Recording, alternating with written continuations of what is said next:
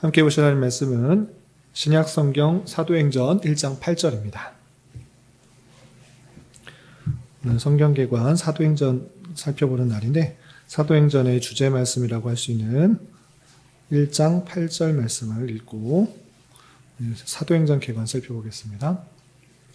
신약성경 사도행전 1장 8절 말씀, 신약성경 187면 전후를 보시면 되겠습니다. 찾으셨죠? 함께 볼겁니다.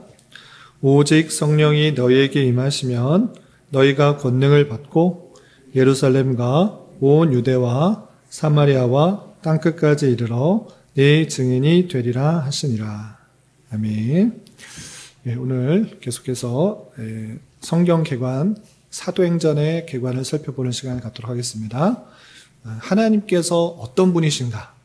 그것을 깨닫기 위해서는 다른 어떤 것을 바라보는 것이 아니라 하나님께서 우리에게 주신 말씀을 통해서 하나님을 잘 깨달을 수가 있는 것입니다.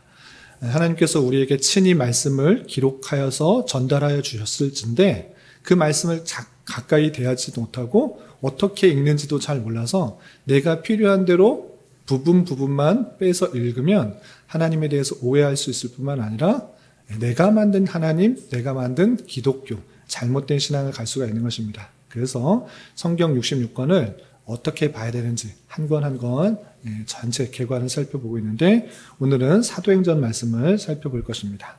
사도행전 주제의 말씀은 1장 8절인데 이 말씀을 해석하기 전에 우리 지난 시간까지 배웠던 신약성경의 네 복음서 그것을 복습하도록 하겠습니다. 신약성경에는 네 가지 복음서가 있습니다. 어떤 복음서가 있죠?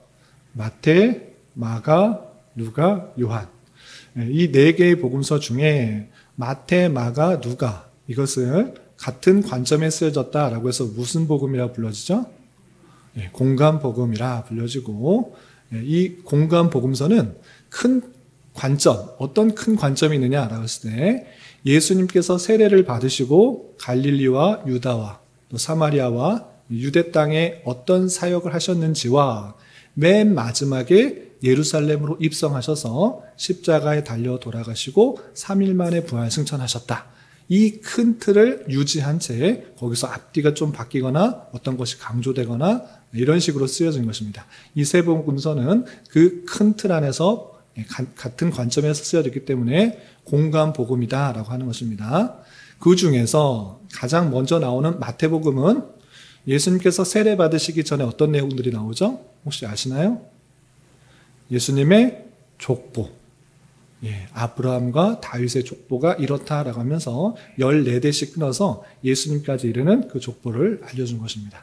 그것을 통해서 1차적으로 유대인들이 아브라함 족속이라고 믿고 있는 유대인들이 그 구약성경에 예언되었던 아브라함의 자손이기도 하고 또 다윗의 자손인 유대인의 왕으로 오신 분이 예수다라는 것들을 강조하고 있는 것입니다.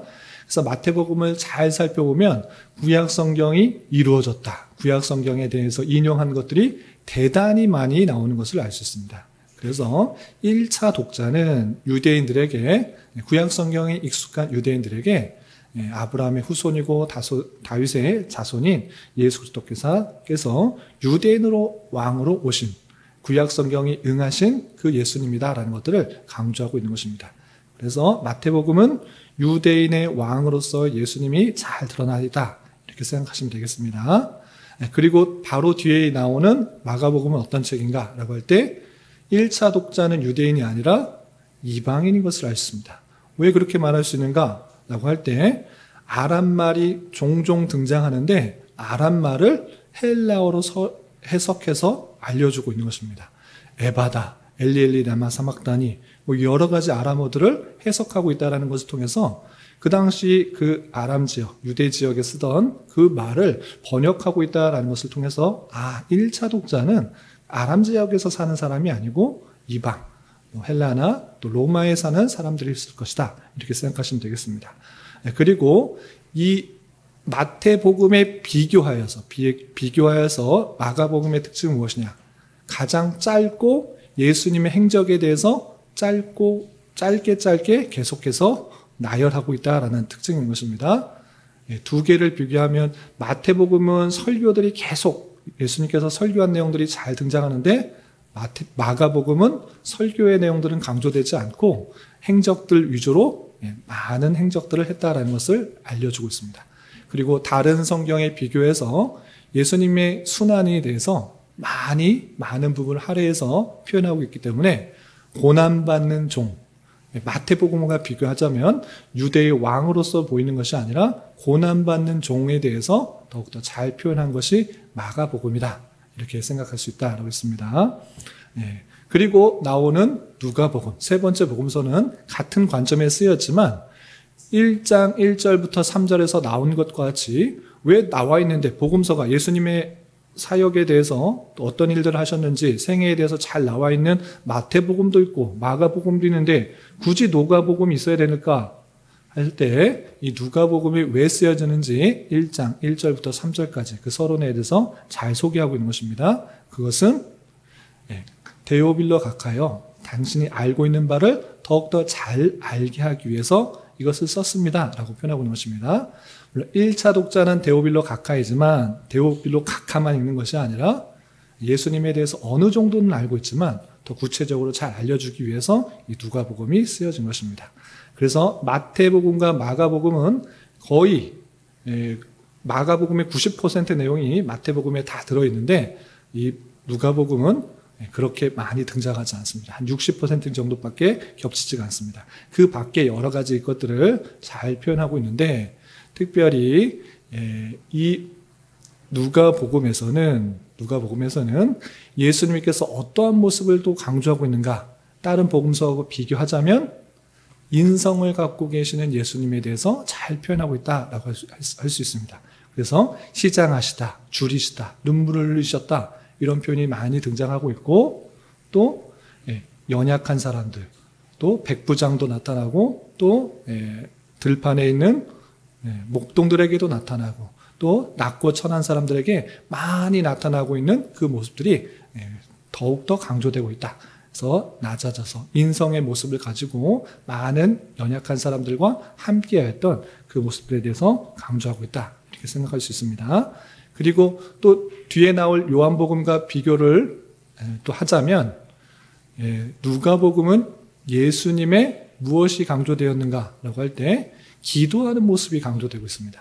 마태복음은 설교하는 모습들이 잘 등장하고 있고 마가복음은 어떤 일들을 행하셨는지 행적들을 강조하고 있다고 하면 누가복음은 예수님께서 기도하신 장면이 6번이나 등장하고 있다라고 했습니다. 그리고 제자들에게도 기도를 강조하는 면이 다른 복음서에서보다 조금 더 드러나고 있다. 이런 차이점이 있다고 했습니다.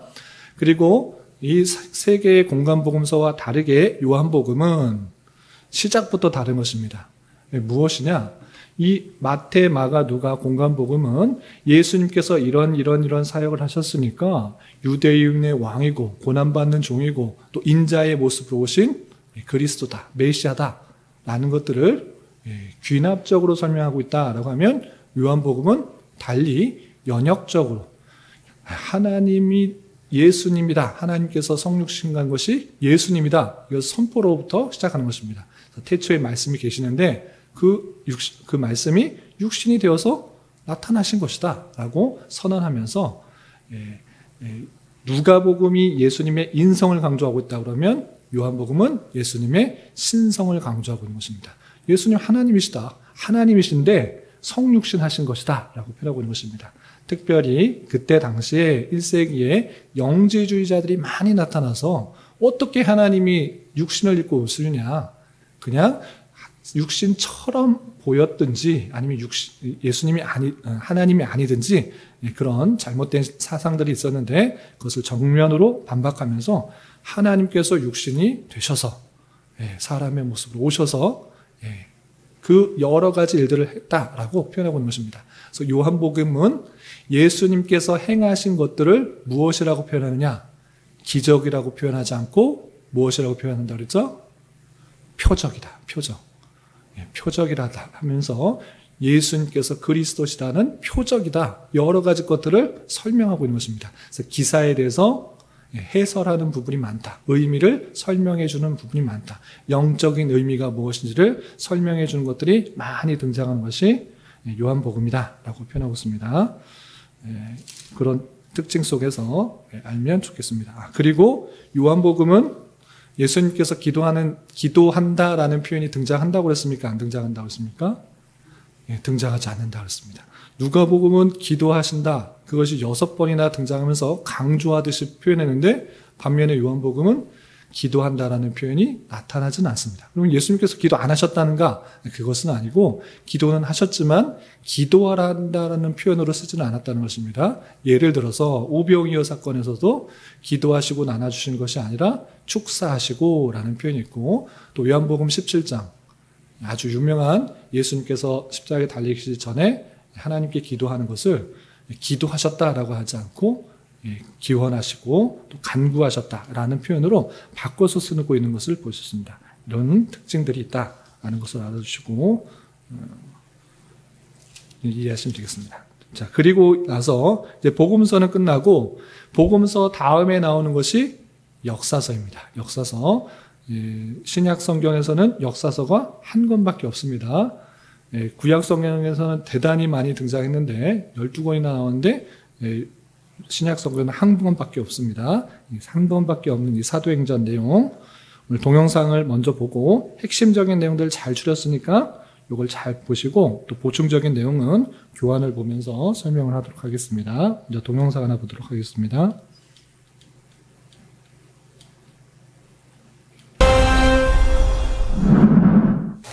안녕하세요. 이번에는 사도행전에 대해서 살펴보겠습니다. 사도행전의 저자는 누가복음의 저자와 동일합니다. 인칭에 신경을 쓰고 사도행전을 읽다 보면 어느 부분에서 인칭이 변한다는 사실을 발견할 것입니다. 3인칭으로 전개되다가 우리라는 1인칭으로 바꾸어 이야기를 풀어가는 곳이 나오는데 이 부분들은 저자인 누가가 사도 바울의 선교여행에 직접 참여했다는 것을 알려주기 위해서 다른 것과 구분하여 1인칭 복수인 우리라는 표현을 사용한 것입니다. 이런 구절들이 사도행전 전체에서 97절이 나옵니다. 골로새서 4장 14절에 의사인 누가와 동일 인물로 알려져 있는 누가는 이 책의 저자일 뿐만 아니라 사형 집행을 앞둔 사도 바울의 곁을 끝까지 지켜주기도 한 사람이었습니다. 사도행전은 누가가 누가복음에서 밝혔듯 자세히 미루어 살피는 노력을 통해 얻은 자료들과 자신의 선교여행 기록을 더해 엮은 것입니다. 무엇보다도 사도행전은 기독교의 중심인 유대인 주도의 예루살렘에서 이방인 세계의 중심인 로마로 이동해 가고 있음을 보여줍니다. 그리고 이것이 성령의 주권적 역사와 인도하심으로 이루어졌음을 보여줍니다. 기독교를 일종의 유대주의의 완성이라고 반복적으로 이야기하므로 새로 시작하는 기독교의 합법성을 주장합니다. 이를 통해 애당초 부당하게 십자가에서 처형당한 예수님이시기에 그분을 쫓는다는 이유로 박해받는 것은 정당치 않음을 주장하는 의도가 들어있습니다. 또한 기독교에 대한 사람들의 편견을 불식시키고 데오빌라와 같은 고위층 기독교 초신자나 구도자들로 하여금 기독교를 호의적으로 인식하도록 하기 위한 목적도 있습니다. 이러한 변증적 의도 외에도 사도행전에는 다른 강조점들이 많이 있습니다. 성장과 확산을 경험하고 있는 교회와 구성원들을 향한 메시지가 있습니다. 인간의 어떠한 저항과 핍박이 있을지라도 하나님의 계획은 무산될 수 없으며 이 땅에 시작된 교회는 지속적으로 성장할 것을 확신하게 합니다. 사도행전에 나타나 있는 자신감은 이것을 읽는 모두에게 미래를 향한 희망과 기대를 갖게 합니다. 사도행전에서 제일 유명한 오직 성령이 너희에게 임하시면 너희가 권능을 받고 예루살렘과 온 유대와 사마리아와 땅끝까지 이르러 내 증인이 되리라 하시니라 라는 1장 8절의 말씀은 사도행전의 틀과 핵심이라 할 수 있습니다. 성령 충만을 받은 제자들이 예수 그리스도의 증인이 되어 땅끝까지 복음의 지경을 넓혀가는 모습이 사도행전 전체 핵심 내용입니다. 성령의 주권과 간섭하에 어떤 박해와 해방이 있어도 복음 사역은 지속적으로 성공함을 보여줍니다.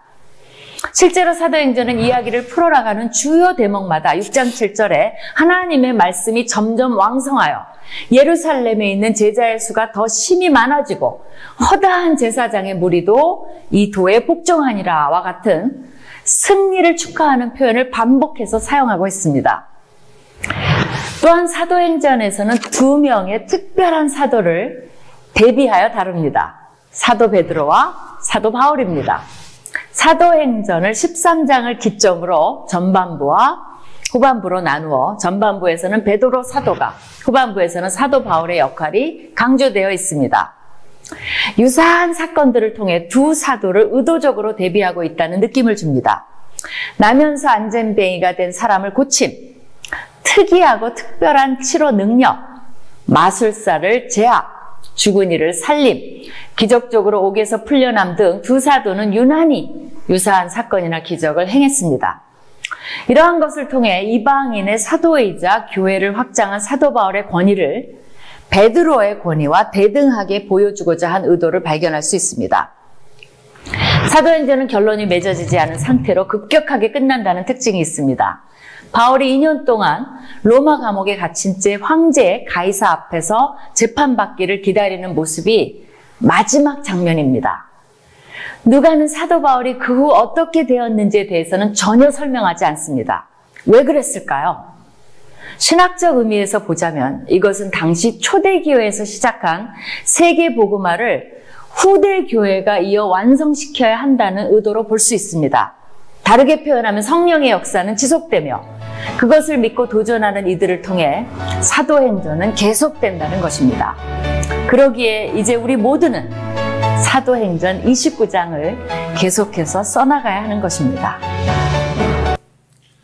예, 잘 보셨나요? 예, 요약 정리가 아주 잘 되어 있는데 보충할 부분들을 더해서 설명하고 마무리하겠습니다. 교환을 보시면서 정리하도록 하겠습니다. 1페이지 보시면 책 제목이 있는데 헬라어로 프락세이스 아포스톨론 이렇게 되어 있습니다. 사도들의 행적이라는 뜻이고요. 그것에 따라 사도행전이라고 명명한 것입니다. 기록자는 우리 누가복음 때 살펴봤습니다. 누가복음 1장과 사도행전 1장을 봤을 때 거의 같은 목적을 따라서 썼다는 것을 알고 수신자가 데오빌로 각하로 동일하게 되어 있고 그 내용에 있어서 예수님께서 돌아가신 것까지 기록한 것이 누가복음서이라고 하면 사도행전 1장 1절 보시면 예수께서 행하시며 가르치시기를 시작하신부터 택하신 사도들에게 성령으로 명하시고 승천하신 날까지 이를 기록한 하였노라. 그리고 그가 고난받으신 후에 또한 그들에게 확실한 많은 증거로 친히 살아계심을 나타내사 40일 동안 그들에게 보이시며 하나님의 나라 일을 말씀하시니라 라고 하면서 이전의 글은 이것이고 그 다음 글의 내용은 이것이다 라고 하면서 이것이 누가의 두 번째 글이다라는 것을 잘 설명하고 있는 것입니다. 그래서 누가라는 그 기록자에 대한 설명은 넘어가도록 하겠습니다. 기록 연대는 정확하게는 알 수 없습니다. 그런데 늘 기준점으로 잡는 것이 무엇이냐라고 할 때 예루살렘 성이 멸망하는 것이 드러나느냐 안 드러나느냐 이것인데 이것이 사도행전에서도 정확하게 드러나고 있지 않습니다. 그래서 이 기록도 60년에서 63년 그 사이가 아닐까 이렇게 추측하고 있습니다. 그래서 바울이 순교하기 전이지만 또 60년에서 63년 그 사이쯤으로 생각하고 또 기록한 장소는 로마 감옥에 갇혀 있다가 갇혀 있을 때나 아니면 갇힌 후에 다시 풀려난 얼마 되지 않은 로마 근처에서 기록되었을 것이다 이렇게 생각하고 있습니다. 그리고 이 기록 목적을 먼저 살펴보기 전에 특징을 먼저 보도록 하겠습니다. 3페이지입니다. 3페이지 사도행전 특징 어떤 특징이 있는가? 1번, 신약 성경 중에 유일하게 역사서로 분류된다라는 것입니다. 그래서 역사의 기록이다라고 분류를 해놓아서 복음서 다음에 피록되어 있습니다. 그래서 사도행전은 예루살렘, 유다, 사마리아, 로마 등으로 퍼져나가는 초대 교회사를 기록하고 있는 것입니다. 그리고 그 역사도 성령의 역사를 기록한 책이다 되어 있습니다.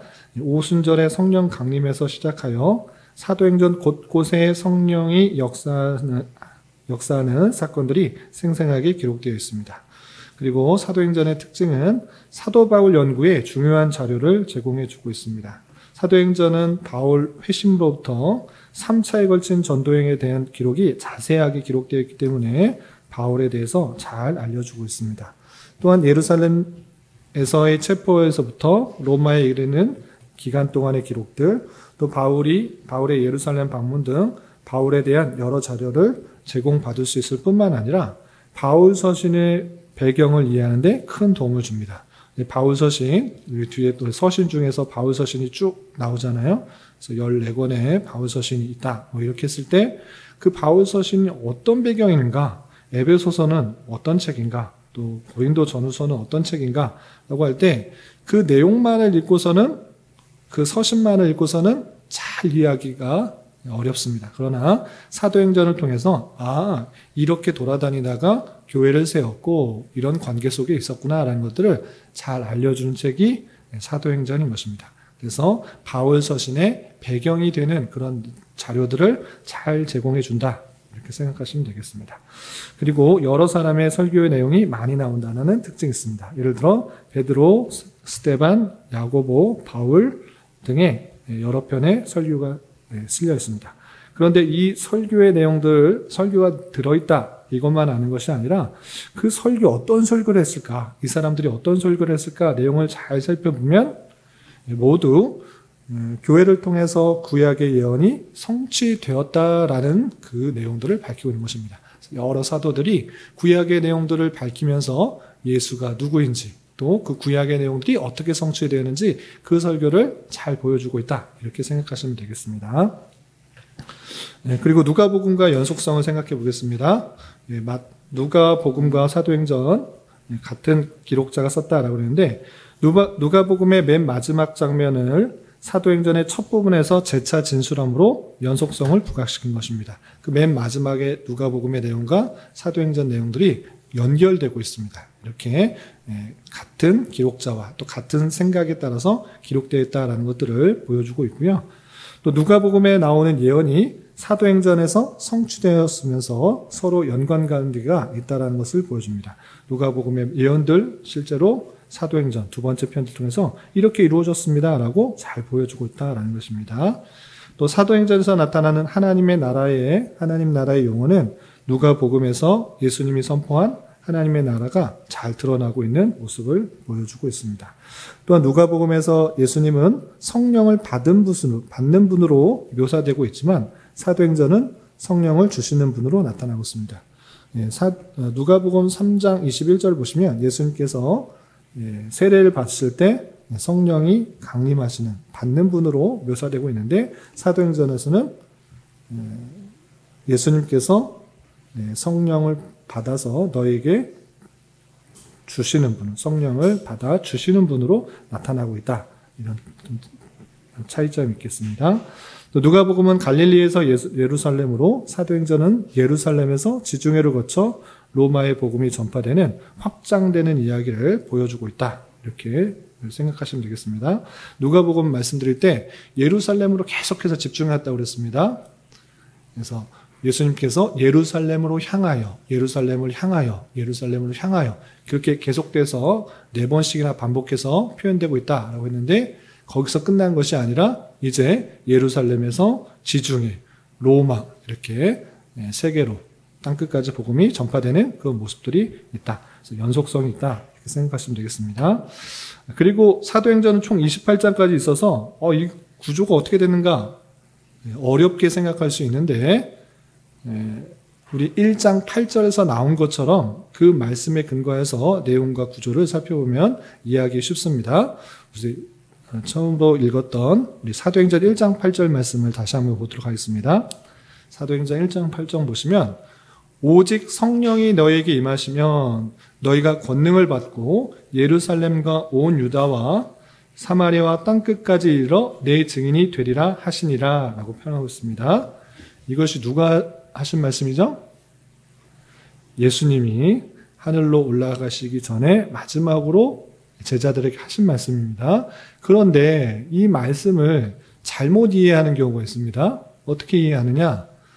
너희가 성령을 받고 성령이 임하시면 권능을 받고 예루살렘과 온 유다와 사마리아 땅끝까지 이르러 내 증인이 되어라 하시니라 이렇게 표현하는 경우가 있습니다. 어떤 차이가 있습니까? 한 단어만 바뀌었는데 너는 가서 내 증인이 되어야 된다. 그 사명을 말하는 것처럼 오해할 수 있습니다. 여기서는 그 말의 뜻이 아닙니다. 왜냐하면 내 증인이 되리라라는 것은 성령께서 너희를 통하여서 증인이 되게 하신다라는 의미지 내가 증인이 되어서 내가 열심을 가지고 예수님의 증인의 모습으로 살아야 된다. 이것을 말하고 있는 것은 아닙니다. 물론 마태복음 28장 19절 20절 말씀 그 말씀은 지상 명령이 맞습니다.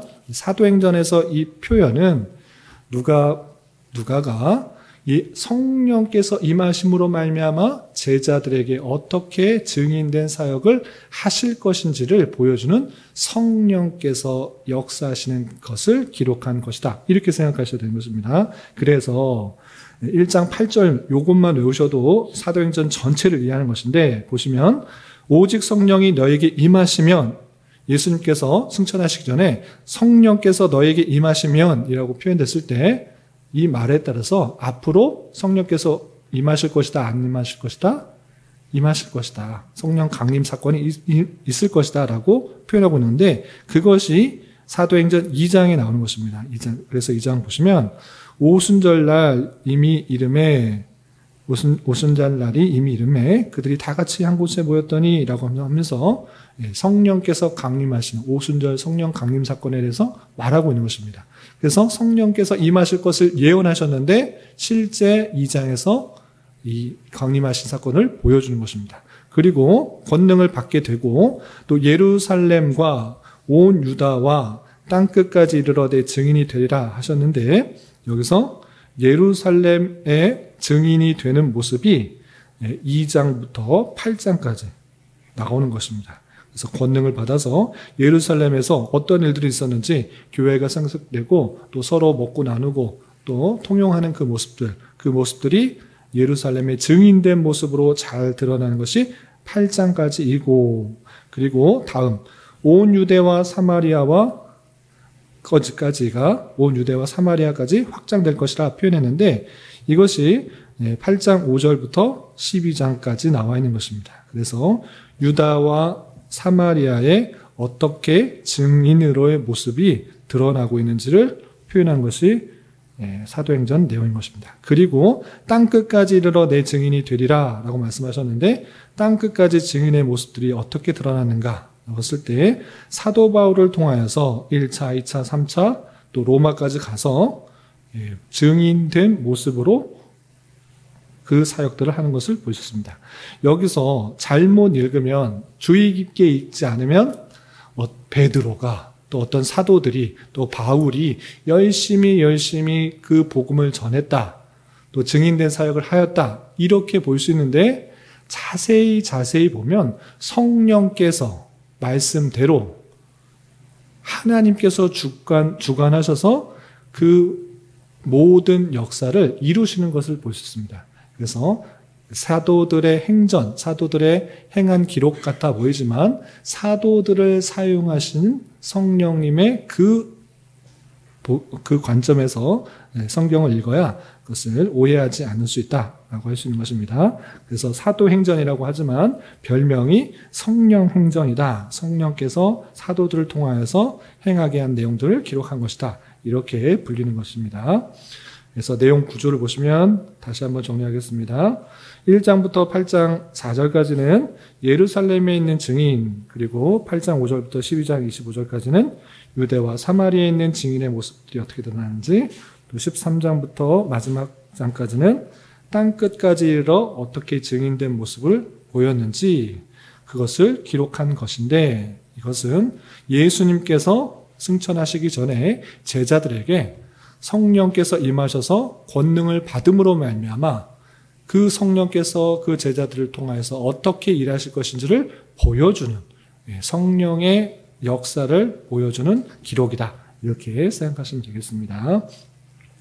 그러면 다시 올라가서 기록 목적과 주제의 핵심 내용들을 살펴보겠습니다. 2페이지 3번입니다. 기록 목적.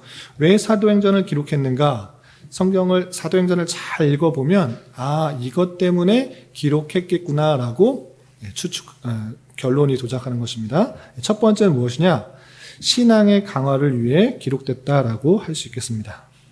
데오빌로라고 대표되는 수신자, 그리고 그 함께하는 그런 상태에 있는 그런 사람들에게, 유대인들의 박해와 로마의 압제에 있는 그리스도인들에게 기독교 신앙에 대한 확신을 주기 위함이다 라고 처음에 기록이 되어 있습니다. 데오빌로 각하여 당신이 아는 바를 더욱더 확실하고 자세하게 알려주게 하기 위함이다. 데오빌로만 그것만 알면 되는 것인가? 그렇지 않고 그와 같은 비슷한 상황 가운데 있는 사람들에게 기독교에 대한 신앙, 그것도 확실하게 하기 위함인 것입니다. 이것이 첫 번째 목적인 것입니다. 그리고 두 번째, 성령의 능력으로 복음이 땅끝까지 전파됨을 밝히기 위함인 것입니다. 제가 방금 설명드린 것처럼 사도행전 1장 8절에 있는 말씀에 근거해서 예수님께서 성령께서 임함으로 말미암아 그렇게 복음이 전파되리라, 될 것이다, 그렇게 말씀하신 것은 하나님의 뜻을 담고 있는 그런 내용들인 것입니다. 그래서 성령의 능력으로 복음이 전파되고 교회가 세워지며 신자와 교회의 풍성한 복과 성장이 이루어진다는 사실을 강조하기 위해서 사도행전이 쓰여진 것입니다. 사도들이 열심히 일했다, 그래서 복음이 전파됐다, 이것이 아닙니다. 성령께서 임하셔서 그들을 사용하셔서 그렇게 행하셨다라는 것을 강조하고 있는 것입니다. 그래서 예수님의 행적을 적은 누가복음을 쓴 누가는 예수님께서 부활 승천하신 후에도 그분이 보내신 성령을 받은 제자를 통해 계속적으로 행하시는 사역을 역사적으로 기록하기 원하였기 때문에 사도행전이 기록된 것입니다. 또 세 번째는 복음의 변증과 확증을 위한 것입니다.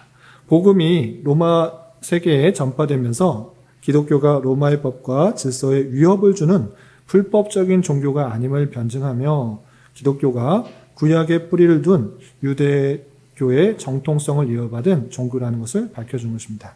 이것은 성경의 내용들을 잘 봤을 때 왜 데오빌로 각하에게 이것을 구체적으로 이렇게 잘 썼을까? 대략적으로 알지 말고 자세히 알게 해줬을까라고 했을 때, 그때 당시에 로마 사람들이 봤을 때, 또 각하가 봤을 때 신흥 종교가 나타나서 이상하게 사람들을 꿰는 건 아닌가, 이런 생각을 할 수 있기 때문에 복음이 무엇인지를 잘 보여주고, 또 로마법에 위배되는 것 아니고 그것을 잘 순종하면서 또 구원을 받게 하는 그런 내용들이라는 것들을 잘 표현해 주기 위해서 썼다라고 생각할 수 있는 것입니다. 그리고 네 번째 중요한 것 중에 하나가 복음의 보편성을 증거하기 위한 것입니다. 복음이 유대인에게만 해당되는 것이 아니라 예수님은 유대인을 위해서만 돌아가신 것이 아니라 이방인을 위한 것임을 보여주는 것입니다. 특히 구약의 예언이 성취되면서 구약 성경에 이런 내용도 있었는데 그것이 성취되는 것이다. 그러므로 말미암아 유대인들을 위한 예수님이 아니라 그 내용들이 계속적으로 퍼져 이방인에게도 그 복음을 믿기만 하면, 믿기로 예정된 자는 모두 구원을 받는다라는 것들을 보여주면서 복음의 보편성들을 잘 드러내고 있다라는 것입니다. 그리고 아까 구조에서 보면 마지막 땅 끝까지 이르러 복음이 전파된다라고 했는데 그 내용의 마지막을 보면 바울 사도가 로마에 갇혀서 있다가 끝나요. 어떻게 되는지 설명하지 않고 실제적으로 바울 사도는 로마에 갇혀 있다가 다시 풀려났다가 또 활동하다가 다시 갇히게 되는데, 그런데 이 사도행전은 첫 번째 감옥에 투옥됐다가 그것에 어떻게 결말이 내지 않고 오픈된 상태로 맞춰집니다. 아까 동영상에도 말했다시피 아니 왜 그것을 말하지 않고 끝냈었습니까? 라고 할 때 다음과 같은 그런 목적이 있기 때문에 그렇습니다. 그건 무엇이냐? 지금까지도 역사하시는 성령님의 사역을 보여주기 위한 것입니다. 역사 속에 끊임없이 개입하셔서 이 땅 위에 교회를 세우시고 지금까지도 역사하시는 성령님의 강력한 역사를 생생하게 보여주기 위해서 결말을 맺지 않고 로마에 갇혔다가 끝나는 것으로 그냥 표현되고 있습니다.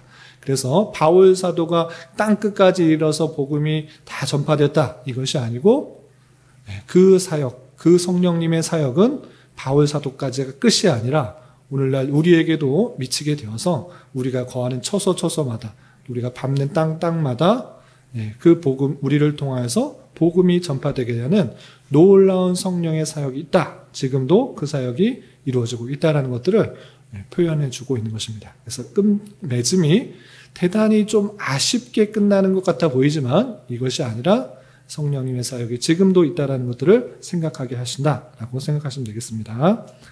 그리고 사도행전을 통해서 우리가 알 수 있는 주제, 꼭 알아야 되는 주제 3가지를 정리하겠습니다. 첫 번째, 사도행전에서 강조하고 있는 것 중에 첫 번째는 무엇이냐? 그리스도의 부활인 것입니다. 주님께서 십자가에 달려 돌아가시고 부활하시고 끝, 이것이 아니고 부활하셔서 40일 동안 제자들에게 나타나시고 부활 승천하시면서 제자들에게 말씀하셨고, 또 뿐만 아니라 부활을 경험한 초대 교회 모습들이 잘 기술되고 있고, 또 핍박과 탄압 가운데서도 복음을 잠대히 증거하는 베드로와 사도들은 예수님께서 부활하셨기 때문에 나도 죽음이 두렵지 않다, 핍박도 두렵지 않다, 아무리 돈 던져봐라, 나는 또 가서 복음을 전할 것이다, 이렇게 하는 것을 통해서 부활 신앙을 강조하고 있는 것입니다. 그리스도께서 부활하셨고 그 부활로 말미암아 모든 성도들에게 부활이 있다는 것들을 강조하고 있는 그 주제를 잘 담고 있는 것입니다. 그리고 두 번째는 전체 앞서서 말씀드렸다시피 성령님의 사역이 강조되고 있습니다. 예수님의 공생애가 성령으로 시작된 것 같이 교회의 공적 사역도 성령으로 시작된 것입니다. 오순절날 마가 다락방에 성령께서 임하심으로 말미암아 방언을 하게 되고, 또 방언을 통해서 또 많은 사람들이 그 소식을, 그 예수님에 대한 소식을 접하게 되고 교회가 점차 조직화되었던 것입니다. 그런 것처럼 성령님께서 그것을 주장하셨다라는 것들을 표현해주고 있고, 또 성령은 증인들을 성령 충만하게 하시고 증언 사역을 적극적으로 주도했다라는 것을 알 수 있습니다. 그래서 사도행전을 잘 읽어보면 성령께서, 하나님께서 그 마음을 주장하시고 하나님께서 예정하신 자를 구원하시고, 이 모든 것들을 표현할 때 성령께서 주장하시는 것들을 볼 수 있다는 것입니다. 그래서 성령 행전이다라고 그렇게 별칭이 붙여져 있는 것입니다. 그리고 제자들이 하나님 나라의 경계를 수용하는 확실한 증거로서 작용하는 것이 성령님의 사역인 것입니다. 이렇게 사도행전은 성령님의 사역들이 아주 잘 드러나고 있다, 이렇게 생각하시면 되겠습니다. 그리고 마지막 세 번째 주제는 무엇인가라고 할 때 사도행전을 통하여서 제도적 교회가 성립되게 하시는 그 내용들이 잘 드러나고 있습니다. 교회는, 하나님의 교회는 태초부터 영원까지 항상 있었던 것입니다. 그런데 신약 때 특별히 오순절 성령 강림 사건으로 말미암아 오늘날과 같은 조직 교회로서의 모습들이 드러나게 된 것입니다. 그래서 부활을 경험한 제자들이 모여서 교회를 형성하게 되었고, 부활 증인의 공동체, 또 기도의 공동체의 그 모습, 초기의 모습들을 사도행전을 통해서 보게 되는 것입니다. 또한 사도의 보선으로 12명 중에서 1명이 빠지게 되었는데, 또 그것을 또 제비뽑기로 또 뽑아가지고 12명을 채워서 그 조직되게 하는 것을 볼 수 있습니다. 또한 초대교회 성도들의 모습을 보면 사도들이 가르치게 되고 교제하는 모습, 떡을 떼는 모습, 또 기도하는 모습, 모든 물건을 서로 통용하는 모습, 재산과 소유를 팔아 나눠주는 것, 또 말씀 사역자된 사도들 외에 재정 관리자들을 뽑는 것. 오늘날의 교회의 모습들로서 형식들이 갖추어지는 그 모습들이 드러나고 있는 것입니다.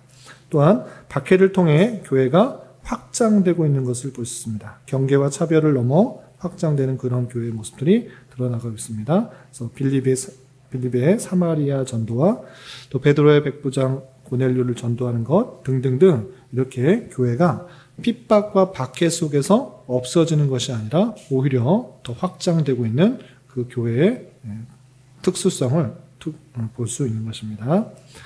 그리고 각 교회 장로들을 세워서 교회를 맡기는 일도 등장하고요. 또 사도들과 장로들이 예루살렘 교회와 이방 교회까지 다스리는 그런 모습들로 나타나고 있습니다. 이렇게 사도행전을 통해서 이제 오늘날의 그런 교회의 모습들이 점차 드러나고 있는 그 모습들이 있는데 그것이 어떻게 드러나는가 사도행전을 통해서 잘 설명되고 있다라고 할 수 있습니다.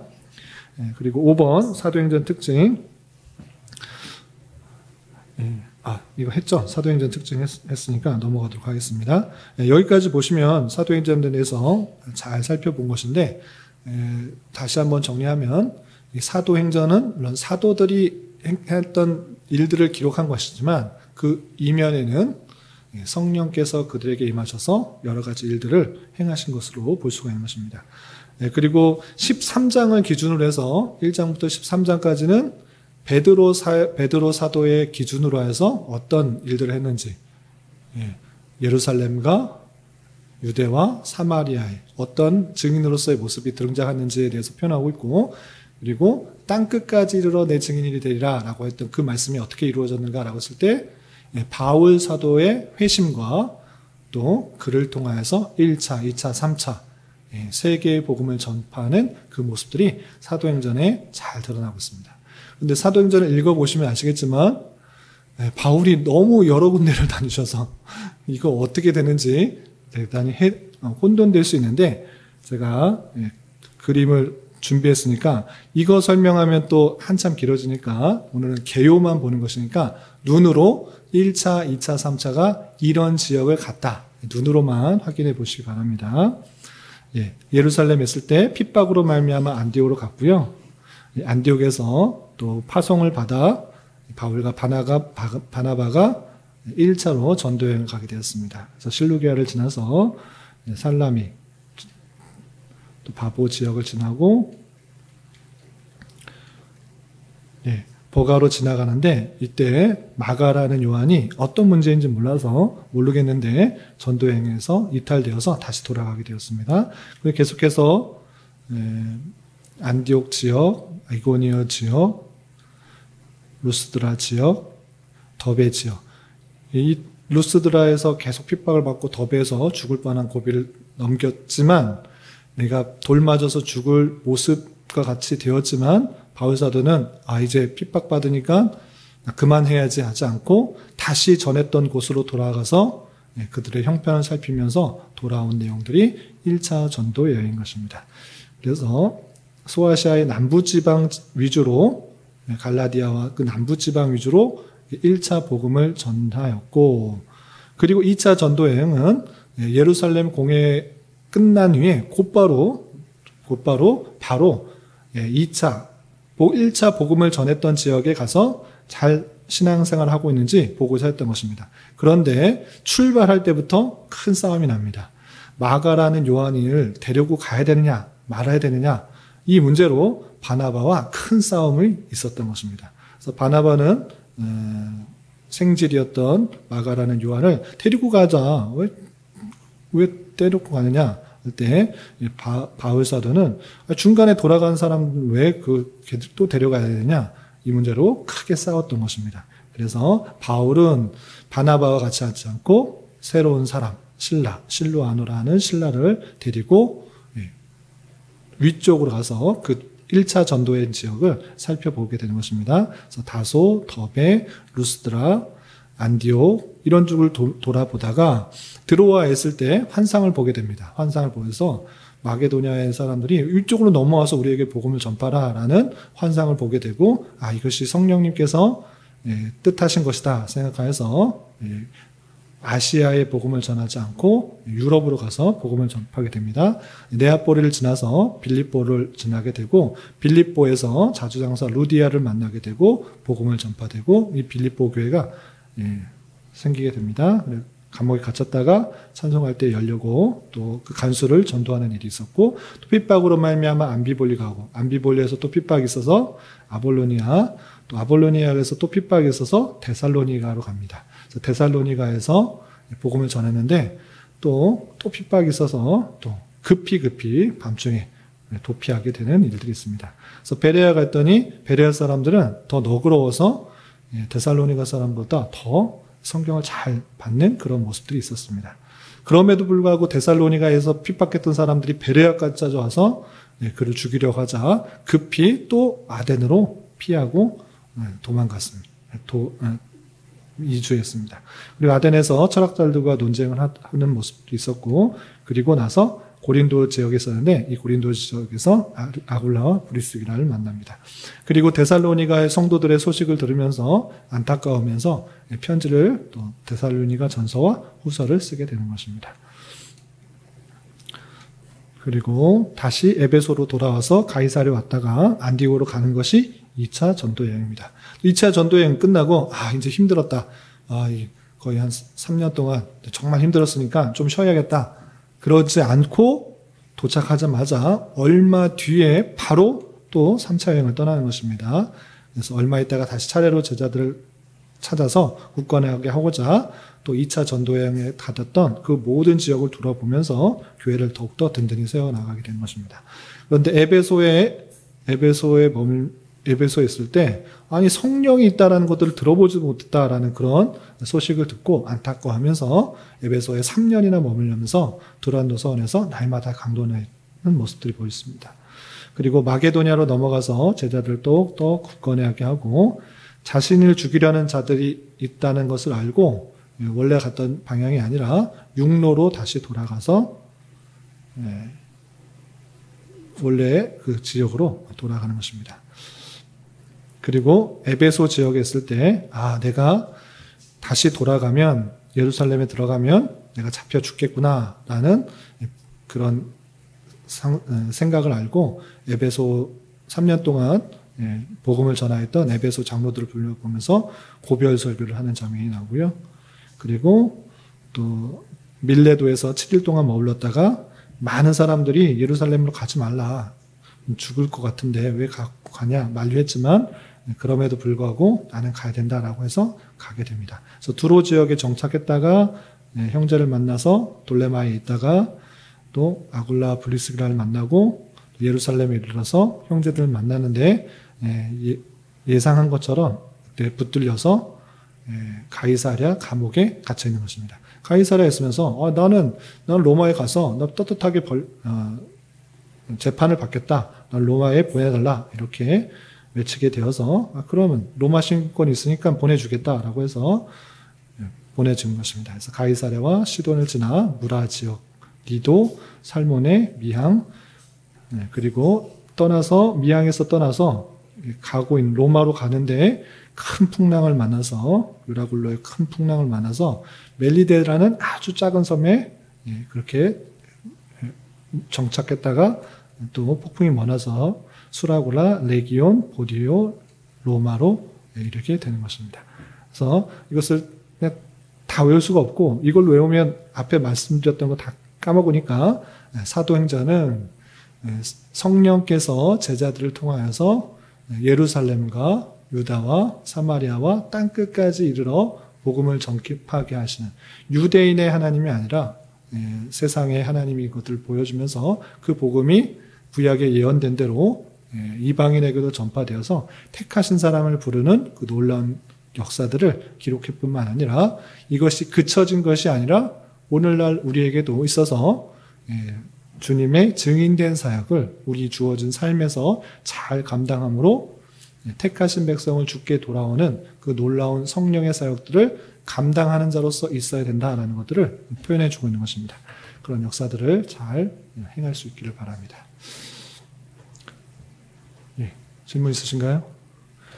여기까지 정리하시고 다음에는 이제 서신서 들어가겠습니다. 서신서, 바울 서신부터 나오는데 기대하는 마음으로 참여해 주시기 바랍니다. 기도하고 마치겠습니다. 하나님 아버지 감사합니다. 오늘 사도행전 개요를 통하여서 성령 하나님께서 예수님께서 부활 승천하신 후에 또 우리에게 어떠한 일들을 하셨는지 또 살펴보는 기회가 되었습니다. 예수님께서 예언하신 것처럼 또 말씀하신 것처럼 성령께서 임하셔서 교회를 세우시고 또 하나님의 택하신 백성들을 온 세계에서 부르시며 또 하나님의 백성으로 삼고 또 하나님의 영광 가운데 참여하게 될 것을 보여주신 것처럼 이 사역이 오늘날 우리에게도 이어지고 있다는 것을 기억하며 하나님의 그 크신 사랑을 더 잘 깨달은 자로서 우리의 삶과 또 말과 행동 모든 것을 통하여서 또 그리스도를 잘 전할 수 있는 자 되게 하여 주옵소서. 주님께서 우리를 위하여 십자가에 달려 돌아가셨다가 부활 승천하신 것처럼 우리 또한 이 땅의 삶이 끝이 아니라 영원한 천국에서의 삶이 있다라는 것을 기억해 보며 우리에게 주어진 삶에 있어서 더욱더 담대하게 또 힘있게 살아가게 하여 주시고 여러 가지 혼란과 역경과 어려운 일들이 있을 때 천국 백성으로서 잘 훈련하며 연단하는 기회로 삼게 하여 주시옵소서. 특별히 이 자리에 함께 있는 교회 학교 어린 친구들 주님께서 건강 주장하여 주시고 또 지혜와 또 명철을 더하여 주셔서 학업하는데 또 친구들과 교제하고 또 살아가는데 좀 부족함이 없도록 주님께서 인도하시고 하나님의 뜻을 잘 깨달아 하나님의 선한 도구로만 귀히 쓰임 받을 수 있도록 인도하여 주시옵소서. 10월은 감사의 달로 보내고 있습니다. 여호와의 선하심과 인자하심이 영원함을 잊지 않으며 우리에게 주어진 상황이 내 기대와 소망과 결코 같지 않을지라도 낭망하고 좌절하지 않고 모든 것을 합력하여 선을 이루실 주님께 의지하며 더욱더 감사가 풍성한 한 달 될 수 있도록 인도하여 주시옵소서. 돌아가는 발걸음도 안전하게 지켜주실 믿으며 이 모든 말씀 예수님의 이름으로 감사히 기도드리옵나이다. 아멘.